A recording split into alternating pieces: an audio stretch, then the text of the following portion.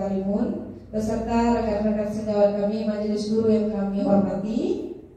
Pada hari ini kami akan menyampaikan penyebaran informasi atau yang dikenal dengan diseminasi berkaitan dengan modul titik 14 atas kebutuhan calon guru penggerak kami di Angkatan 8 yang akan diterapkan di SMK Negeri 2 Karimun, yaitu mengenai budaya positif di sekolah. Ada 6 yang akan kita jabarkan, namun kita tetap fokus pada 2 tujuan dalam penyebaran budaya positif, yaitu keyakinan kelas dengan posisi kontrol seorang guru. Dan kali ini kami harapkan kepada Ibu Kepala SMK Negeri 2 Karimun dapat membuka acara sosialisasi yang akan kami sebarkan kepada rekan-rekan sejawat kami di lingkungan SMK Negeri 2 Karimun. Kepada Ibu Kepala SMK Negeri 2 Karimun kami persilakan.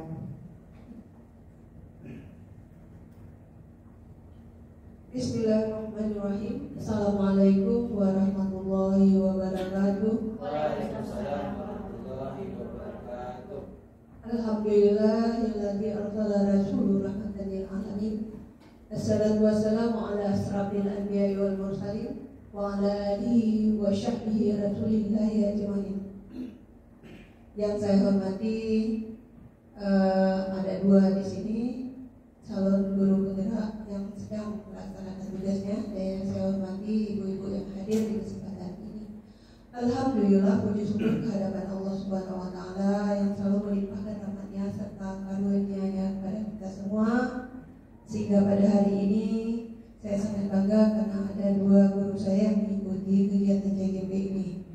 Selawat beriring salam pada Nabi junjungan kita Nabi Muhammad SAW dengan selalu melapaskan Allahumma shalli ala Sayyidina Muhammad wa ala ali Sayyidina Muhammad. Di kesempatan ini saya sebagai Kepala SMK Negeri 2 Karimun membuka kegiatan ini dengan mengucapkan Bismillahirrahmanirrahim. Kegiatan ini saya buka dan sekaligus memberikan kata sambutan kepada Bapak Ibu yang hadir di kesempatan ini. Alhamdulillah. Adapun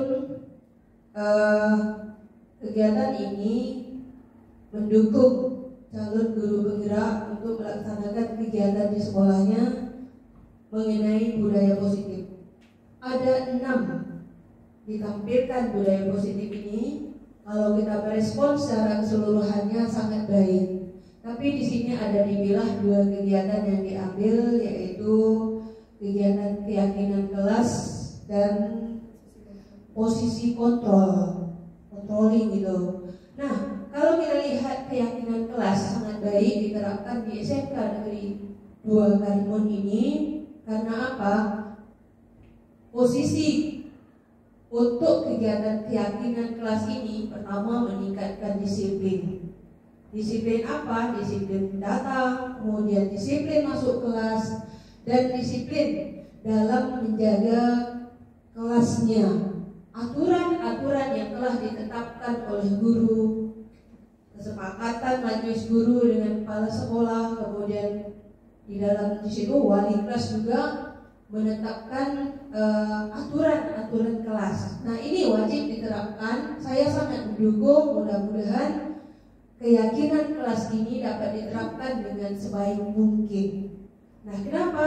Kalau sudah ada keyakinan kelas itu, disiplin diterapkan di semua kelas, bukan saja kelas tertentu ada guru-guru tertentu, tapi secara keseluruhan ini meningkatkan keyakinan di kelas, kemudian meng-up nama SMK Negeri 2 Karimun jika sudah diterapkan secara keseluruhan. Mudah-mudahan dengan adanya ini akan berjalan dengan sebaik mungkin di SMK Negeri 2 Karimun dan menyebar secara keseluruhan dari satu kelas ke kelas lain, kemudian secara keseluruhan diterapkan untuk SMK Negeri 2 Karimun.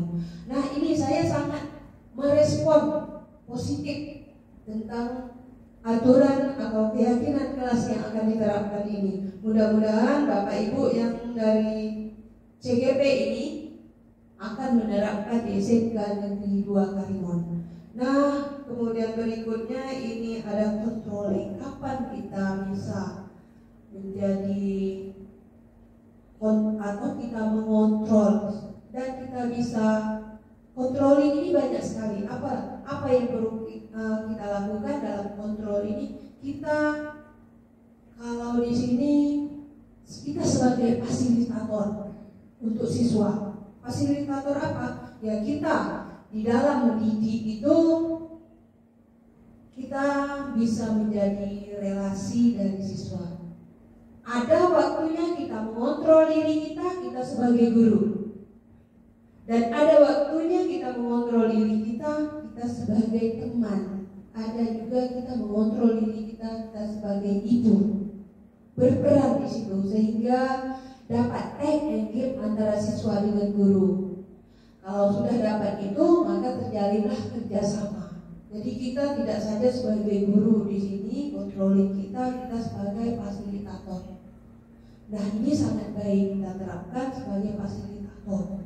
Jadi kita tidak monoton, kita sebagai guru saja, sebagai seorang pendidik, tapi kita masuk ke dunia anak-anak. Sehingga permasalahan yang terdapat di kelas itu bisa kita laksanakan dengan sebaik mungkin. Kenapa? Dari pengalaman saya dulu, saya sebagai guru, kalau di kelas saya guru mapel, tak ada yang bisa kotak-katik. Kalau di luar mereka dekat dengan saya, curhat permasalahan mereka sehingga tidak mengganggu pelajaran. Apa permasalahan mereka? Mereka belajar, mereka tidak bisa belajar, kemudian mereka ada permasalahan di rumah. Nah, di situ kita sebagai controlling kita sebagai fasilitator, bukan saja kita sebagai guru. Nah, apapun permasalahan anak, seandainya anak datang telat, apa masalahnya? Mungkin kita BP, kita apa, tapi tidak ada perubahan. Dengan adanya controlling ini, anak itu bisa berubah. Kita dekat, kita fasilitaskan dia, bukan fasilitas apa, permasalahan kita tangani dengan sebaik mungkin dengan mengadakan pendekatan. Nah, ini pentingnya controlling itu sehingga bisa terlaksana dua kegiatan yang dikatakan tadi, pertama budaya keyakinan, yang kedua positif belajar. Ada yang 6 yang kita terapkan, itu sangat bagus. Nah, ini yang dapat saya sampaikan. Mudah-mudahan Bapak Ibu bisa melakukan dengan sebaik mungkin dan dapat diterapkan di SMK Negeri 2 Karimun. Ini saja yang dapat saya sampaikan. Mudah-mudahan berhasil Bu ya, dan bisa terlaksana dengan sebaik mungkin, dan sekolah kita ada kemajuan lebih dari kemarin. Itu harapan saya. Dan saya sudahi dengan wabillahi taufiq wal hidayah. Wassalamualaikum warahmatullahi wabarakatuh.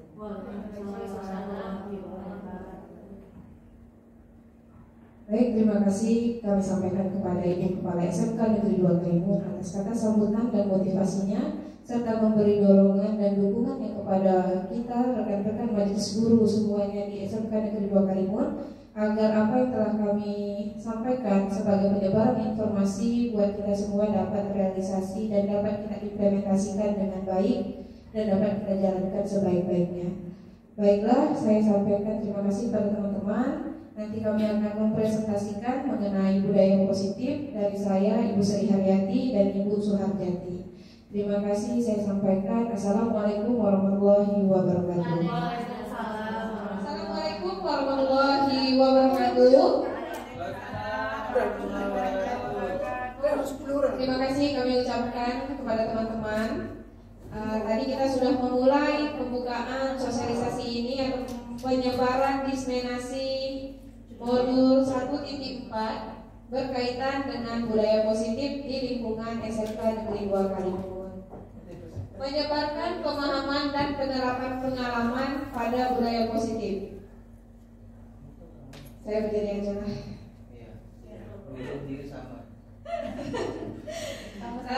Di dalam budaya positif itu adalah perwujudan dari nilai keyakinan universal yang diterapkan di sekolah. Budaya positif diawali dengan beberapa perubahan paradigma tentang teori kontrol. Nah, konsep inti budaya positif ini ada 6. 1. Perubahan paradigma stimulus respon. Yang kedua, konsep disiplin positif. Yang ketiga, keyakinan kelas. Yang keempat, pemenuhan 5 kebutuhan dasar manusia. Yang kelima posisi kontrol, yang keenam adalah segitiga restitusi. Yang pertama tadi dijelaskan bahwa konsep disiplin positif adalah perubahan paradigma, di mana perubahan paradigma itu adalah untuk membangun budaya positif di sekolah yang menyediakan lingkungan aman, nyaman agar murid-murid mampu berpikir, bertindak, dan menciptakan murid-murid yang merdeka dan bertanggung jawab. Itulah pada intinya. Artinya kita memulai paradigma perubahan dengan menciptakan sekolah nyaman, aman buat murid-murid kita di SMK Negeri 2 Karimun. Selanjutnya yaitu konsep disiplin positif. Konsep disiplin positif di sini adalah terwujudnya budaya positif yang kita cita-citakan di sekolah, yang bahwa anak-anak kita terapkan di tahap awal itu mengenali disiplin, baik mulai dari disiplin diri, disiplin secara mandiri, atau disiplin yang diterapkan di sekolah.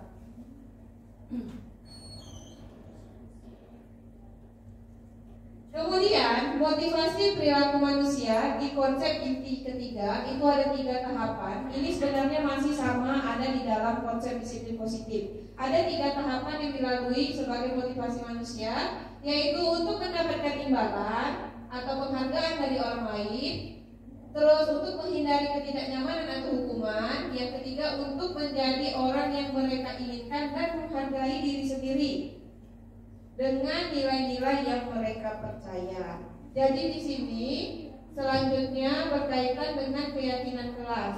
Keyakinan kelas tadi sesuai yang kita tekankan di sini, bahwa kami dari calon guru penggerak menekankan ada 2 poin yang kami gunakan. Yang pertama adalah keyakinan kelas, kemudian yang kedua adalah posisi kontrol seorang guru. Nah, pada keyakinan kelas kali ini adalah konsep atau metode yang membuat disiplin positif yang didasari dari motivasi dalam diri, kemudian diimplementasikan di kelas yang dilatar belakangi beberapa murid yang diingatkan dalam tindakan kedisiplinan atau tindakan kebaikan. Di mana budaya positif pada keyakinan kelas ini adalah contohnya ketika kita baru masuk di semester awal, ya, karena keyakinan kelas ini harus dibentuk di semester awal. Tidak bisa kita membentuk keyakinan kelas ketika kita memulai di tengah semester. Karena kayak sekarang nih, kita masuk di tahun ajaran baru, di mana anak-anak kelas 10 baru masuk di lingkungan sekolah kita, maka kita perlu membuat keyakinan kelas atau peraturan kelas. Kalau zaman dulu sih kontrak belajar guru dengan muridnya. Kalau sekarang berubah namanya menjadi keyakinan kelas, di mana budaya positif yang diterapkan adalah kesepakatan antara guru dan siswa, tapi bukan siswa yang mengatur anaknya, tetapi dari anak itu kita terapkan bersama-sama untuk mendapati kesepakatan. Misalnya seperti ini. Nah, ini adalah contoh di mana ketika saya masuk mengajar pertama kali di dalam kelas yang saya terapkan di kelas 10. Ini kita buat perjanjian seperti ini atau peraturan ini berdasarkan anak yang mau. Anak inginnya apa? Misalnya ada 32 anak, kita kasih sticky note tentang peraturan yang diinginkan, lalu keyakinannya. Keyakinan itu berawal dari peraturan. Jadi peraturan yang dibuat misalnya masih ada kalimat negatif nih, dilarang makan di kelas. Nah itu kan negatif ya, konotasinya dilarang.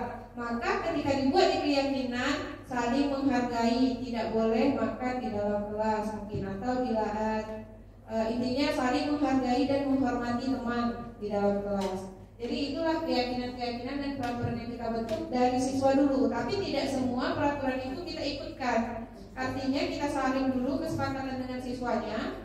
Kira-kira dari yang ini kan mereka nih yang tulis di sticky note. Tinggal kita memilih mana yang boleh dengan yang tidak boleh, kemudian menyaring mana yang banyak. Dari peraturan kelas yang saya contohkan ini, anak-anak itu rata-rata mendisiplinkan waktu dan dilarang membuang sampah, kemudian menghormati sesama, tidak boleh makan di dalam kelas. Atau mereka rata-rata menyarankan bahwa disiplin waktu, disiplin mengumpulkan tugas tepat waktu, disiplin masuk kelas, tidak boleh keluar kelas ketika gurunya tidak ada. Ketika 5 menit gurunya belum masuk di kelas, siswanya harus sudah datang memanggil gurunya. menanyakan kembali, atau misalnya gurunya tidak ada, anaknya langsung mengkonfirmasi kepada gurunya kemana guru tersebut, lalu memberikan tugas dan dikerjakan dengan perjanjian anak-anak tidak boleh keluar. Kemudian ada juga kesepakatan lainnya yang dibuat, misalnya anak ini, Bu, kami tidak nyaman kali ini belajar di dalam kelas karena kelasnya panas dengan kondisi cuaca. Oke, kita belajar di luar. Tapi itu tadi, karena kita sudah membuat keyakinan kelas, kita menyerahkan lagi atau kita kembalikan lagi kepada anaknya bahwa anaknya harus menyelesaikan tugas tepat waktu. Boleh keluar, tapi kan kesepakatan kita nih, karena kita membebaskan anak. Kita kan sekarang belajar tidak boleh memaksakan anak sesuai keinginan kita. Artinya kita harus menuntun anak ke arah yang positif, tapi kita tidak boleh memaksakan anak harus selesai dengan yang saya mau. Jadi kita bebaskan anak, kalau dia tidak paham konsep teori, mungkin dia bisa mempraktekkan, ya udah kita bebaskan. Tapi tugas hari itu di mata pelajaran kita khususnya harus segera diselesaikan. Kemudian inilah gambaran-gambaran ketika anak di dalam kelas setelah membuat kesepakatan penerapan keyakinan di kelas. Ada juga yang namanya pembuatan asesmen diagnostik non kognitif, di mana anak-anak membuat asesmen itu dari kita serahkan kepada anak untuk mengenali anak. Jadi di tahap awal ini kita mengenal anak ini lebih cenderung gaya belajar seperti apa. Kalau ada 32 siswa, kan nggak semua nih bisa mengikuti pelajaran yang kita mau, kayak catat buku sampai habis, atau kita semuanya praktek. Nah, ada anak yang tidak memahami praktek, ada anak yang mungkin mendengarkan handsfree, dengarkan musik, anak bisa bekerja. Ada anak yang melukis, coret-coret atau membuat mapping, anak bisa bekerja. Maka disitulah kita mengenali anak, memahami karakteristik anak dengan memulai asesmen formatif tersebut. Jadi kita baca apa yang anak mau, seperti kita tanya favorit anak apa, favorit belajar ya tentunya, favorit belajar anak apa, favorit ininya apa yang disukainya. Kemudian hal-hal yang terganggu di dalam kehidupan itu seperti apa. Jadi kita mengenalinya, misalnya dia ada permasalahan di rumah tentang orang tuanya di rumah, terus tidak sukanya dia dengan keluarga, lingkungan keluarga di rumah atau lingkungan tetangga, atau tidak suka dengan teman-teman. Dari sekarang dapat kita jaring anak-anak ini untuk ke arah yang positif. Kemudian lagi yang diharapkan selanjutnya di dalam kelas, di dalam proses asesmen itu adalah anak pun mengenal kita pun mengenal anak. Jadi saling ketergantungan antara kita dengan siswa. Jadi tidak ada kalimat memaksakan anak mengikuti pelajaran kita sesuai dengan selera kita, tapi kita harus menuntun anak untuk merasa nyaman, aman belajar di dalam kelas. Inilah keyakinan kelas yang dapat saya informasikan kepada teman-teman, yang mudah-mudahan juga dapat kita terapkan di lingkungan sekolah. Selanjutnya mengenai hal-hal lain akan dijelaskan oleh rekan CGP lainnya, yaitu Ibu Suharjati. Kepada Ibu Suharjati kami persilahkan. Rizka Ari Cherry Lydia Wiwi Vika konsentrasi dimulai. Cherry no Vika ini di sini. Konsentrasi dimulai. Cherry Lydia itu.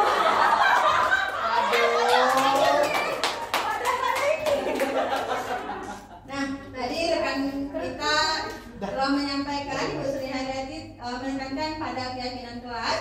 Saya akan melanjutkan sosialisasi ini. Bu Rizka, berapa menit rekaman? Monggo, tengok berapa menit rekaman. Ini masih keyakinan kelas, sedikit saya tekankan. Mengapa? Jadi kenapa seorang guru harus melakukan keyakinan kelas? Nah, keyakinan itu sama dengan kita mempercayai. Kalau dalam Islam kan kita mempercayai, mengimani. Tapi bukan tambah beriman ya, Bapak Ibu. Tapi di sini kita benar, kita menumbuhkan rasa percaya anak.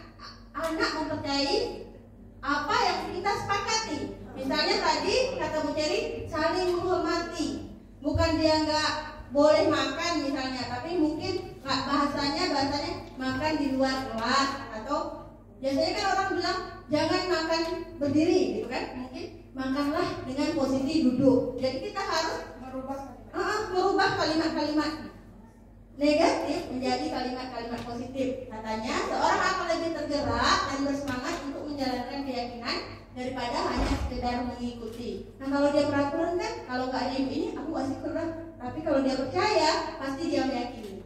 Nah, bagaimana guru membuat kesepakatan bersama murid? Tadi sudah dijelaskan, bahkan cara-caranya sudah dijelaskan sama Bu Ceria. Saya rasa rekan-rekan bisa menerapkannya di kelas mumpung kita masih tahun ajaran baru. Nah, di sini ada 5 kebutuhan anak. Jadi anak-anak kita itu ada 5 kebutuhan dasar yang harus kita penuhi sebagai seorang guru. Semua tindakan yang kita lakukan di dalam kelas harus dapat. Kemudian ada cinta dan kasih sayang. Nah, disinilah akan kita berikan kepada murid-murid kita bentuk cinta dan kasih sayang kita. Bagaimana dia merasa dikasihi, dicintai di sekolah ini, sehingga dia merasa betah untuk belajar di kelas yang kita bimbing. Nah, selanjutnya ada kebebasan. Nah, kebebasan di sini mungkin kalau kita kaitkan dengan pelajaran, mungkin dari 32 siswa, tidak semua yang suka pembelajaran yang monoton. Pembelajaran yang harus di kelas, duduk-duduk di kelas, mendengarkan gurunya ceramah. Nah, disinilah kita berkreasi, berinovasi, sehingga ada kebebasan anak, ada hak dia atau kebutuhan dia terpenuhi. Misalnya anaknya aktif, suka belajar di ruangan, ayo monggo kita bawa, seperti itu ya. Misalnya anaknya tidak suka dalam belajar, dia harus mendengarkan musik. Mungkin dari keyakinan kelas tadi boleh diperbolehkan, tapi dengan syarat-syarat tertentu, seperti itu ya, kebebasan. Jadi semua anak itu kalau tidak dikekang, kebetulan kita merdeka belajar ya, jadi memang harus diberi kelonggaran, tapi tentunya tidak sebebas-bebasnya. Harus ada yang keterkaitan, istilah kita mungkin kita tarik ulur seperti itu ya. Nah, kemudian ada di sini kebutuhan rasa kasih sayang. Yang bersama tadi dengan cinta dan kasih sayang. Jadi dia butuh. Jadi enggak anak-anak biasanya anak-anak yang estetis aktif ini. Biasanya kita mungkin sebagai guru, kenapa lagi gini? Mungkin di situ dia membutuhkan, dia nggak dapat kasih sayang dari rumah, jadi dia mencarinya di sekolah. Mungkin kasus nyata seperti ini ya, si Budi misalnya, si Budi itu ternyata sering terlambat ke sekolah. Pastinya dia punya alasan. Nah, dari situlah kita butuh, kita memberikan, kita ayomi yang seperti kata Ibu Kepala Sekolah kita tadi, kita fasilitasi apa yang dia butuhkan. Selanjutnya itu penguasaan atau pengakuan. Jadi anak-anak kita ini biasa bilang gini, tapi dia butuh. Misalnya dia gol, main bola gol. Mantapkan aku kawan, mantapkan aku ibu. Itu memang dia butuhkan. Ya, mantap kamu nak. Ya, bagus kamu nak. Ya, kamu bagus. Jadi dia butuh pengakuan. Oh, aku ternyata bisa. Aku ternyata hebat. Jadi ada motivasi intrinsik untuk diri dia. Next.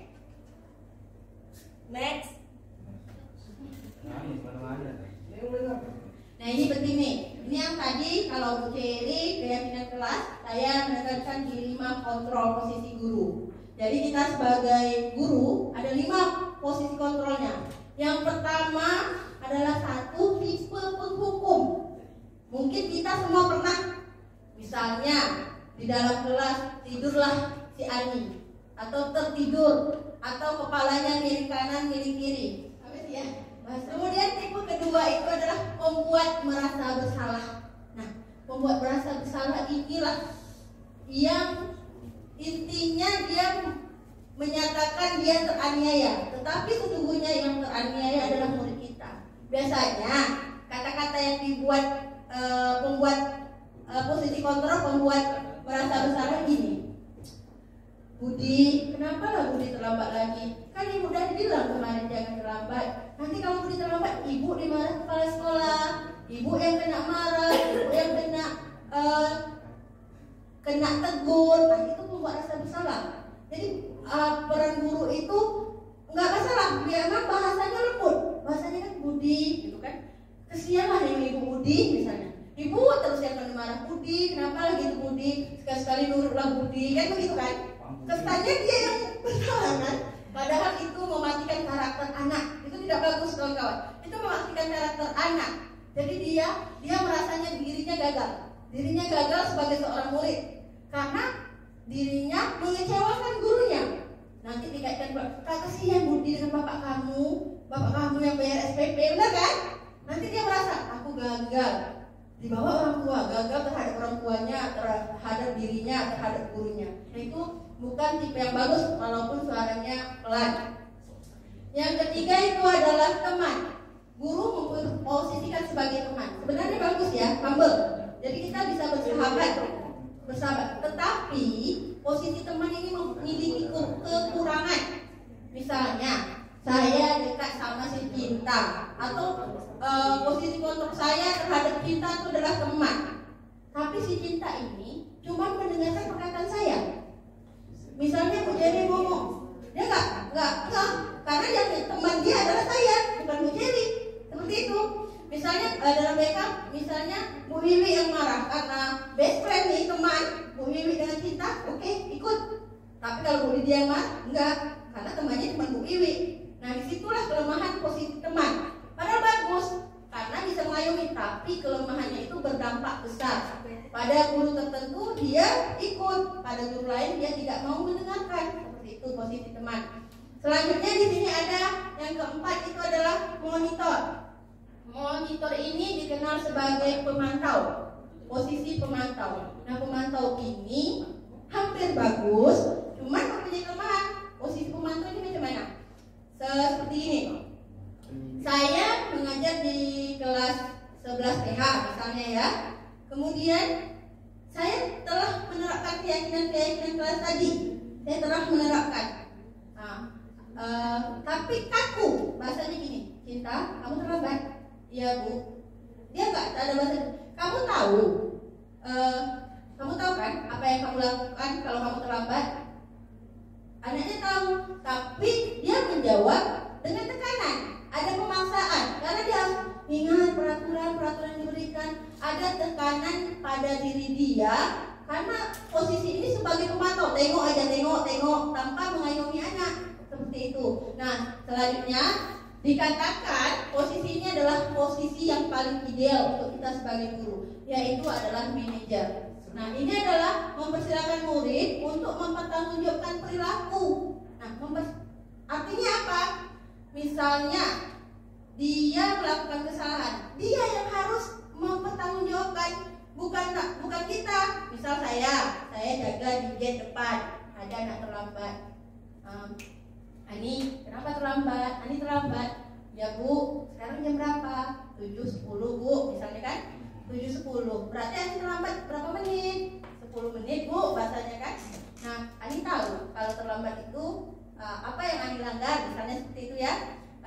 Ya Bu, saya melanggar keyakinan sekolah kita tidak hadir tepat waktu, atau saya melanggar keyakinan sekolah kita tidak menghargai diri saya dan guru saya karena dia terlambat tadi kan. Oh begitu, misalnya kita jawab benar ya. Jadi kita tanyakan ke dia, apa yang harus kamu lakukan jika kamu terlambat. Walaupun dia sudah sampai alasannya Bu. Iya. Contohnya Ani kenapa terlambat, karena saya begadang sama Roma. Iya. Iya, tapi kita harus mencari bagaimana siswa menemukan solusinya. Kan dia terlambat tadi kan. Katakanlah dia main game. Ini katakan dia main game. Terlambat tadi kan. Kita tanyakan. Terus kira-kira bagaimana menurut Ani supaya Ani tidak terlambat lagi? Bukan kita yang ngasih. Bukan dari kita. Nah, Ani udah terlambat. Nah, nyapu. Ini enggak. Saya akan berusaha tidak terlambat. Tentu ada seperti itu kan, perjanjian sama kita kan. Nah, bentuk usahanya apa nih? Kita gali terus. Saya tidak akan begadang lagi Bu, atau saya tidak akan main game di malam hari lagi Bu. Tanya lagi, seandainya kamu terlambat lagi bagaimana? Kan kita dari kita. Dibilangnya, ya Bu, saya akan menghidupkan alarm tepat jam 5 pagi dan meminta pertolongan dari orang tua saya untuk membangunkan saya di pagi hari. Nah, jadi solusi-solusi itulah yang kita gali pada saat kita manajer seperti itu. Next. Nah, ini yang tadi. Nah, segitiga restitusi.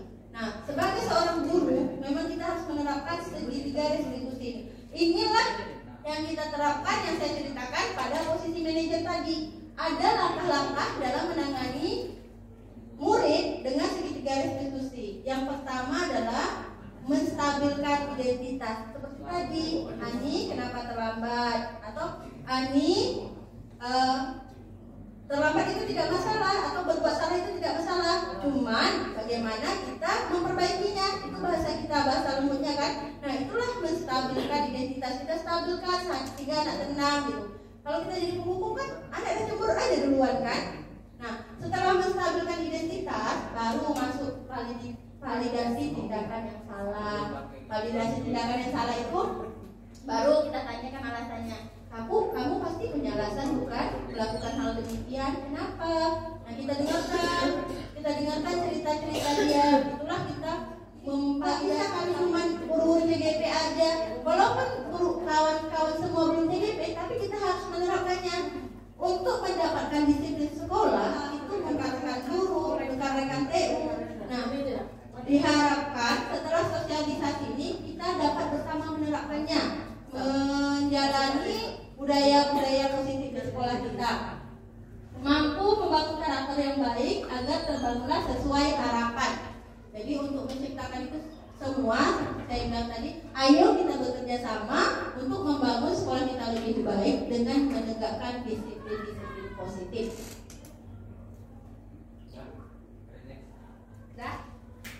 Nah, saya rasa sampai di situ dari saya. Mungkin ada tambahan dari Bu Cherry?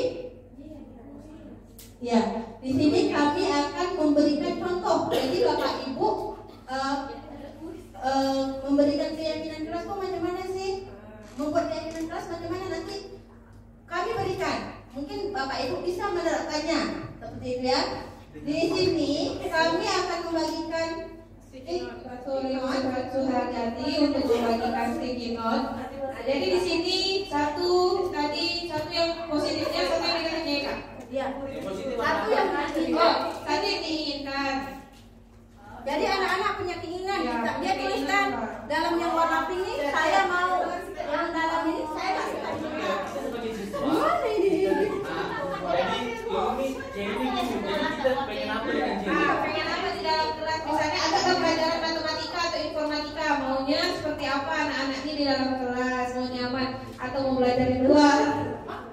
Saya pengen diperhatiin sama ibu. Jadi kita memberikan dua contoh yang Pengen dicium.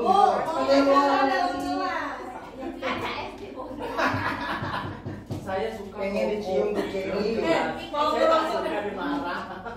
Yang pink keinginan, yang kuning ketidakinginan. yang pink keinginan, yang warna kuning ketidakinginan. Tak ada beda lagi guys. Tunggu orang. Satu aja nggak apa-apa, ibu-ibu bapak-bapak. Jadi kawan-kawan, kenapa kita melakukan ini seperti tadi dijelaskan? Jadi kita tahu anak tuh tak suka dibentak. Jadi kita ketahuan di kelas ini kita sepakati.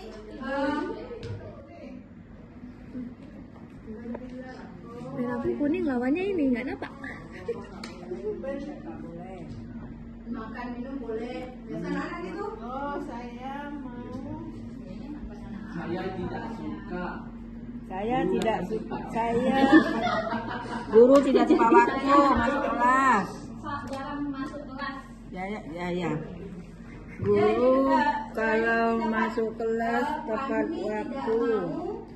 Pemberian tugas dan guru tidak masuk kelas. Terus kelasnya 10 tata busana.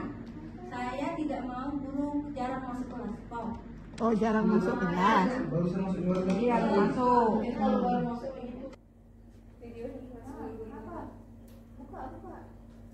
Kak, kecap boleh. Tak dipakai apa ini.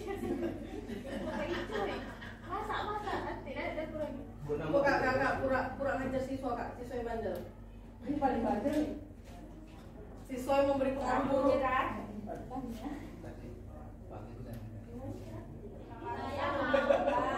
Pak jarang masuk kelas. Ya, jadi soalnya tidak Pak. Kami tidak mau pemberian tugas dan guru tidak masuk kelas. Terus kelasnya 10 tata busana. Saya tidak mau guru jarang masuk kelas. Jadi rekan-rekan, sebenarnya kalau udah siap, kita bisa meminta anak untuk menempelkannya di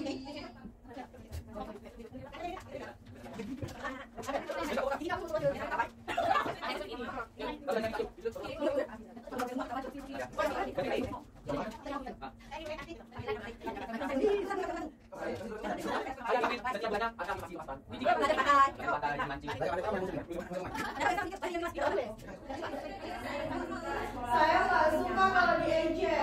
Iya Saya suka dipakai timun. ingin muntah. Diawet-awet. Oke Bapak Ibu, ini adalah berikut keyakinan kelas, keinginan dan yang tidak menjadi keinginan Bapak Ibu di dalam kelas. Bisa anggapnya misalnya Bapak Ibu ini muridnya dan kami adalah gurunya. Kita harus membaca dulu satu persatu keinginan anak. Misalnya saya mau belajar sambil dengerin musik. Saya suka ketenangan, saya suka belajar di luar. Kemudian saya mau guru keluar masuk kelas tepat waktu.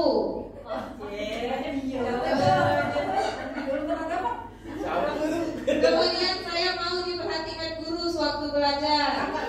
Nah, lalu ingin selalu diberi motivasi oleh guru agar belajar lebih semangat. Lalu keinginan saya mau sekali belajar di luar kelas biar tidak bosan. Saya suka belajar dengan santai. Kemudian saya ingin selalu diberikan pelajaran yang menyenangkan, tidak hanya teori saja. Nah, dari berbagai segmen keinginan, harus satu lagi nih. Saya baru memberi penjelasan dengan bahasa dan cara mengajar. Saya ingin guru saya memberi penjelasan dengan bahasa dan cara mengajar yang asik. Nah, mungkin itu diperlukannya banyak-banyak kita sebagai guru menciptakan beberapa pembelajaran sambil dengan bermain. Bukan hanya saja pembelajaran matematika, bahasa Indonesia, sejarah, semuanya harus kalau bisa konsepnya belajar sambil bermain dengan menerapkan ice breaking atau olah kerja semua keamanan untuk kita semua. Kemudian saya suka belajar di luar. Ini tadi, kalau kita suka belajar di luar, tapi kita tidak semena-mena kepada anak, maksudnya udah belajar di luar. Nah, jangan kita lepas anak tersebut untuk belajar di luar, tapi tetap kita pantau dengan kesepakatan yang telah kita buat tadi. Tapi jangan pula kita bilang gini dengan anak, kebanyakan dari kita, gak usah lah kita, saya saja lah, kadang pun saya berangkat, udah ibu suruh belajar di luar, kerjaan gak siap, tugas gak siap, salah lagi kita, salahnya tadi lagi di posisi sebagai seorang guru. Kemudian juga banyak tanggapan kita jadinya membuat anak merasa bersalah dengan keyakinan kelas yang telah dibuat. Jadi kalau kita sudah buat keyakinan kelas, jika tidak terrealisasi atau tidak bisa kita implementasikan di dalam kelas, maka kita ada evaluasi lagi. Mungkin kita evaluasinya selama 3 bulan ke depan. Ternyata keyakinan dan ketidakyakinan yang pertama kali kita buat ini gagal, maka kita ulangi lagi di 3 bulan berikutnya. Artinya mungkin setelah PTS baru kita bisa membuat kesepakatan atau keyakinan yang baru lagi. Saya rasa mungkin penerapan keyakinan kelas ini mudah-mudahan bisa diterapkan di sekolah, di kelas Bapak Ibu masing-masing dengan metode seperti ini atau dengan metode lainnya. Mungkin bisa membuat sticky note yang berbasis di laptop dengan menggunakan Padlet. Jadi anak-anak lebih tertarik. Artinya tidak lagi menggunakan sticky note langsung melalui handphone atau gadget, biar anak-anak lebih tertarik untuk menuliskan keinginan dan ketidakinginan anak ketika belajar di dalam kelas. Banyak cara kita untuk mengembangkan metode pembelajaran berbasis IT atau Artificial Intelligence, yaitu AI. Saya rasa terima kasih.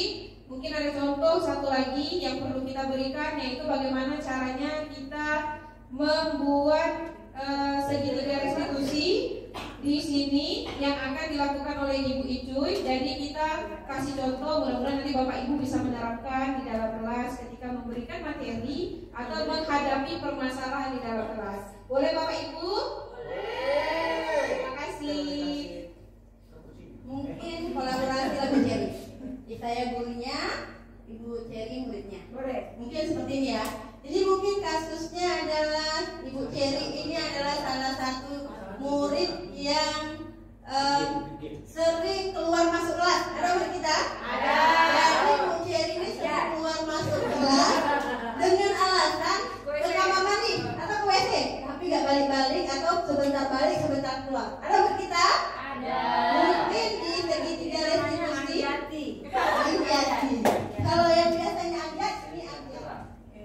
Kami Sinta. Ini ya misalnya. Assalamualaikum Bu. Waalaikumsalam. Anita. Iya Ibu. Anita tahu. Ibu panggil ke sini kenapa? Tahu enggak? Oh enggak tahu. Kita sehat. Anita kemarin Ibu dengar ada laporan Bu Lydia. Kalau Anita ini ketika jam pelajaran sering keluar masuk kelas, Pernah Bu, izin ke WC karena perut saya sakit, karena juga saya sering ngomong air kecil. Oh begitu. Tapi ketika Anita keluar masuk kelas berulang kali dan teman-temannya tertawa. Kenapa ya? Karena mereka saya salah pikir Bu alasannya WC. Jadi mungkin teman-teman mengejek saya. Kamu yakin kamu sakit perut? Sakit perut atau ada yang lainnya sehingga teman kamu tertawa? Gimana ya? Anggita, mengaku salah atau berbuat salah itu tidak mengapa. Yang penting bagaimana cara kamu memperbaikinya. Boleh didengar alasan sebenarnya?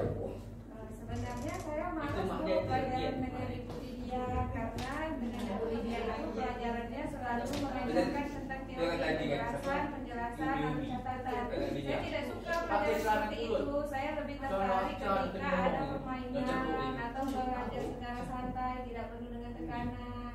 Oh begitu. Tapi keluar masuk kelas itu menurut Anggita melanggar keyakinan kelas tidak?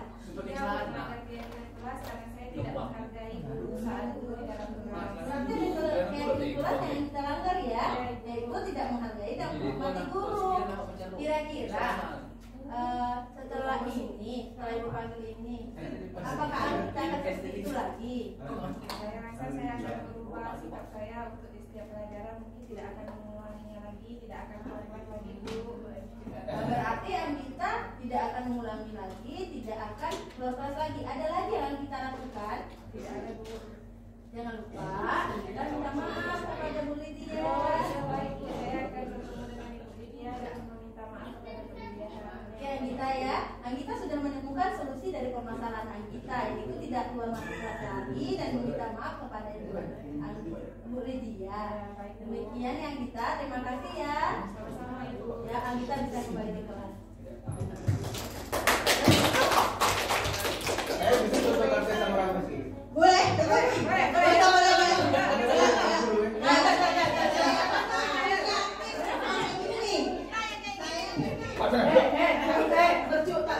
balik kamu.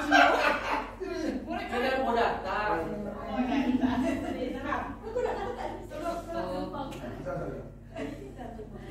Bilang ke kemana-mana, itu betul. Gak apa-apa, kita amati pendampaan ini. Berada posisinya apa? Rames, tahu tak kenapa bawa panel di sini? Itulah makanya semua dah tahu, semua dah tahu. Apa yang kita tahu semua dah tahu. Makanya dengar apa yang kau cakap. Prabuti itu.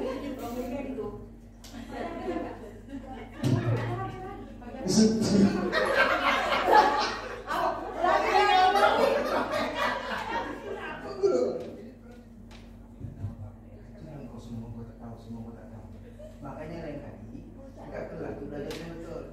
Bapak panggil kamu ke sini kadang kau tu ada salah. Dengarkan apa yang bapak cakap ni. Rames, kalau dekat kelas tu, kalau bapak lagi jelaskan, jangan main-main kat belakang. Kadang kau ngupil kau lempar dulu kawan-kawan. Itulah susahnya. Kadang kawan kau tu cakap ni sama bapak. Rames, lempar-lempar ngupil pak. Itu sudah betul begitu. Iya kadang kan. Macam mana juga sekarang kau bawa batu di belakang sekolah. Itulah sekarang. Kawan-kawan kau di sekolah tu dah sampai dengan bapak. Bukan kat keluar sekolah kadang. Lama tu mengumpil pak. Susah dia tu. Nanti upil dia sendiri. Kalau kawan-kawan dia. Dia kali yang kayak gitu lagi Rames. Kalau ada upil bagi-bagi.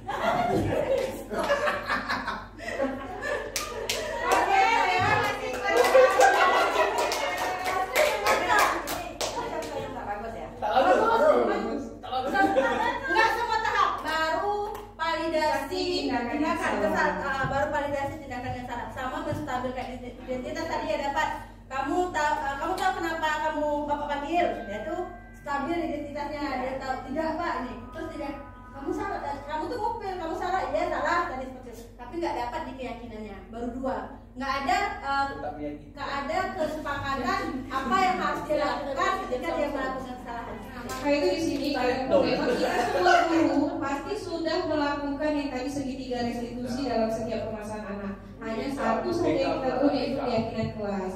Makanya ketika kita sudah membuat keyakinan kelas yang sudah kita sepakati bersama, tentu tadi penyelesaiannya harus ditanyakan kembali keyakinan kelasnya. Udah, baiklah, terima kasih. Kami ucapkan lagi kepada Pak Rames dan Pak Ari.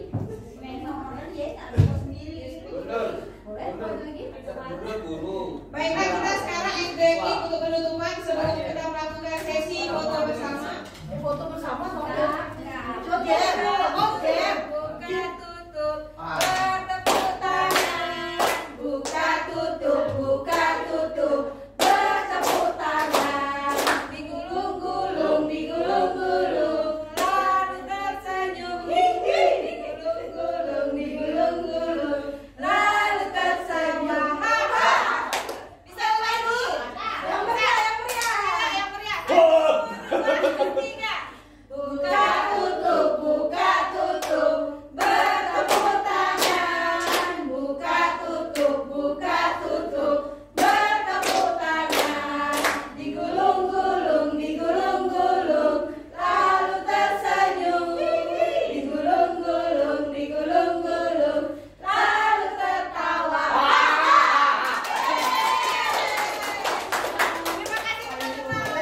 Oke, bismillahirrahmanirrahim. Assalamualaikum warahmatullahi wabarakatuh. Saya Novi Arianto.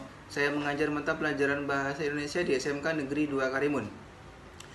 Saya akan mengulas sedikit tentang sosialisasi yang telah diberikan oleh teman saya, Ibu Sri Haryati dan Ibu Suharjati. Jadi ada beberapa hal penting yang akan saya ulas di sini, diantaranya yaitu tentang bagaimana cara mengelola kelas. Pada saat teman saya, Ibu Sri Haryati dan Ibu Suharjati memberikan sosialisasi itu kepada kami, ada beberapa hal yang kami petik, yaitu yang diantaranya yang pertama tentang bagaimana cara kami mengelola kelas. Jadi sebelum kami masuk ke dalam kelas itu, sebenarnya kami sebagai guru itu harus membuat salah satunya itu keyakinan kelas. Jadi di situ ada beberapa hal yang positif yang bisa dipetik, diantaranya apa yang diminta oleh si siswa itu dan apa yang tidak sebenarnya itu yang siswa itu mau dari gurunya. Jadi ada beberapa hal itu juga lah yang akan menunjang kita bagaimana caranya kita sebagai guru itu bisa memahami apa yang sebenarnya siswa itu inginkan. Dan selama ini yang kami tahu sebagai guru itu, kami yang sebagai guru ini yang sebenarnya itu apa yang kami mau itulah yang harus siswa buat. Ternyata tidak seperti itu konsepnya. Konsepnya itu sebenarnya apa sih yang sebenarnya siswa itu mau dari kami sebagai guru ini, dan itulah yang harus kami penuhi. Dan di program guru penggerak ini sebenarnya sangat bagus. Karena apa? Karena membuka jalan pikir kami, apa yang seharusnya yang sebelumnya itu kami tidak tahu, kami menjadi tahu lagi bagaimana cara mengelola kelas itu sehingga kelas itu bisa menjadi baik. Saya rasa sampai di situ saja apa yang bisa saya ulas. Assalamualaikum warahmatullahi wabarakatuh. Bismillahirrahmanirrahim. Assalamualaikum warahmatullahi wabarakatuh. Perkenalkan, nama saya Eriska Cahyani. Saya guru SMK Negeri 2 Karimun. Pada saat ini saya mengampu pada mata pelajaran Bahasa Indonesia. Nah, pada kesempatan ini saya akan memberikan tanggapan saya mengenai diseminasi budaya positif yang telah disampaikan oleh rekan saya, yaitu Ibu Sri Haryati dan Ibu Suharjati. Nah, setelah mengikuti diseminasi tentang budaya positif ini yang disampaikan oleh rekan-rekan saya, itu membuka minda saya untuk menyebarkan budaya-budaya positif seperti membentuk keyakinan kelas dan memilih posisi kontrol yang tepat pada pengajaran-pengajarannya. Terus